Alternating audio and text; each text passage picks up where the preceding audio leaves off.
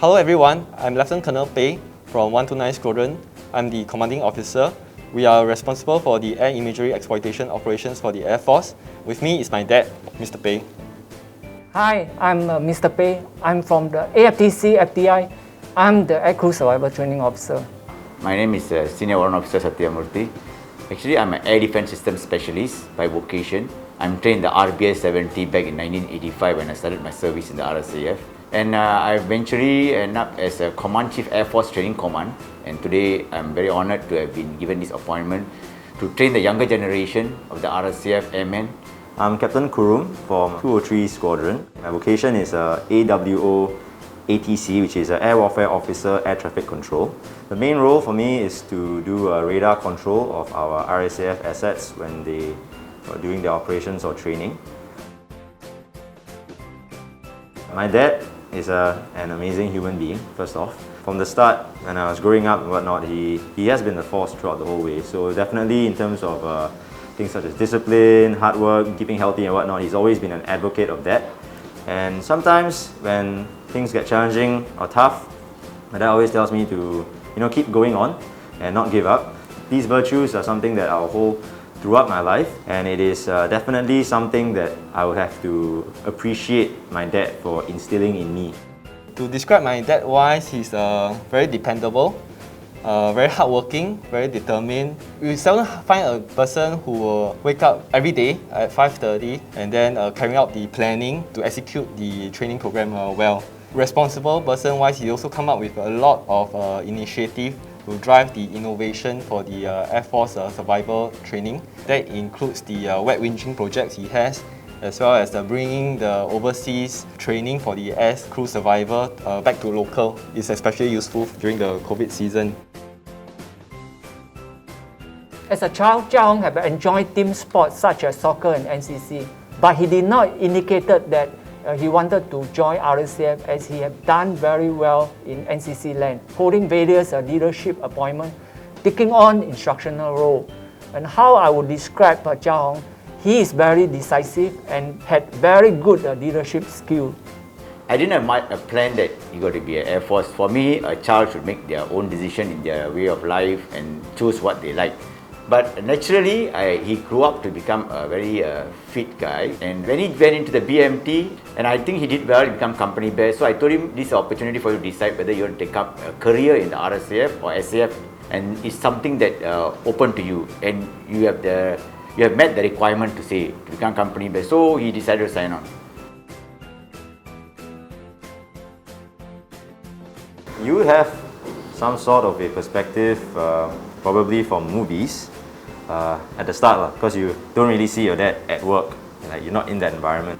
And then over the years, as I was able to go for some air shows, and when my dad comes back home and sometimes he just talks about what he does when I ask as well, that provided a greater clarity into what the RSAF is.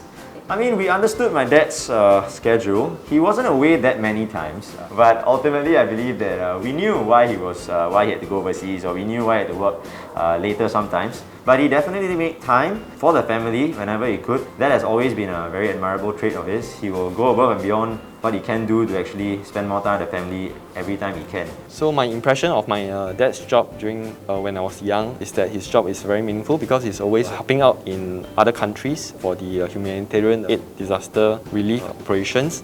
On the fun side wise, he will bring back the ration pack from his own ration for me and my brother to try. On how the family manages time whereby he's away wise, my mom will take care of the family and our education, but he will always check back on us, making sure that we are progressing very well. There was one occasion whereby we visited Paya Lebar Air Base, and in particular his squadron, as well as some of his colleagues, which gave me a strong impression. The air shows that he has brought me to, I mean, I've gone up some of the exhibitions to take pictures. I think it was a fighter aircraft, if I was not wrong. Those things are definitely etched in my heart very deeply because those are my formative years. You get to see what the RSAF is all about. He signed on as a ADSS, Air Defense Systems Specialist, and in the RBS, he's trained in the RBS system. After, which happened even before you're born. Yeah, probably so. so. It's 10 years later, then you need to. exactly why When he's born, then you know where. But by then, I was already at the RSM of one of the unit. I was in 160 Squadron, which is in Seletar camp. It fires the 35mm guns, which is now have been retired. I think it was it Command Chief back then, or was it RSM. RSM Air Force School? And then after that, he went on to DAG. DAB first, Division Air Defense Brigade. DAB. And thereafter, his tour brought him to Air Force Training Command. I think that was shortly after I graduated as an officer. I commissioned as an officer. He was enlisted in 1974, thereafter which he joined the infantry. Then he was a pilot trainee operating the UH-1H in the early 1980s. He joined the 122 Squadron to train as a navigator in the early 1980s, all the way operating at 122 Squadron till 1998. He left the service for a while and rejoined back as a DXO in AFDC in 2001 till now as an instructor in the Flying Training Institute. Yes, it's correct. I guess I have influenced Jia Hong through exposing him to air show and my squadron life during his visit to Paleba Air Base, and perhaps maybe my in-flight ration that I brought back to share with him play a part too. I think the stories, the Air Force stories that I used to share, the opportunity that I given when I given overseas training in many countries. We also have air show, Changi open house. I used to bring them there. So these opportunities were all I share with them. I also give them an opportunity to see and experience. I'm very honored that somebody will follow my footsteps, and my career is not ending there. So I've continued to help my son and continue to see my children growing in it. And I must say the RSAF has given me a life. And the journey I had was really amazing and exciting. I feel proud he is able to contribute and serve the country.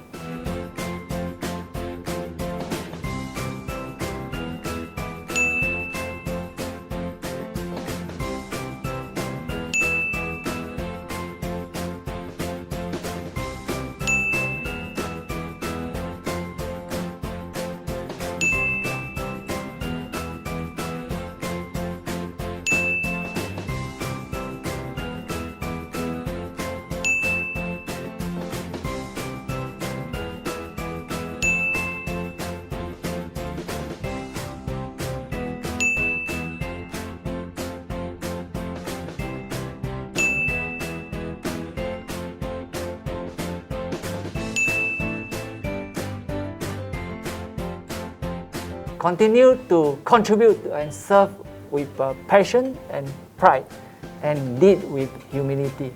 I'm definitely proud of him being an RSAF officer. I think that's something that not everybody in Singapore got a chance. I must always tell them. My dream for him is to, of course, go up further up in his career and learn and explore and enjoy his journey. And that's how he'll benefit from this career that he chose for his life. So Papa, thank you for taking care of us over the many years, always being so dependable. In the next part of your career-wise, I hope that you continue to stay healthy, take care of yourself during your trainings with the air crew. So happy Father's Day, Papa. Thank you, Jia Hong. I thank my dad for everything that he has done and for everything that he will do in the future. So I'm really very thankful for that. This year is a very special year for my dad. After a long and illustrious and successful journey in the RSAF, this year is the year that he is finally going to retire successfully. And this Father's Day, I'll celebrate that with him. And I would like to wish my dad and all dads out there a very happy Father's Day. And thank you for being a wonderful figure in all our lives.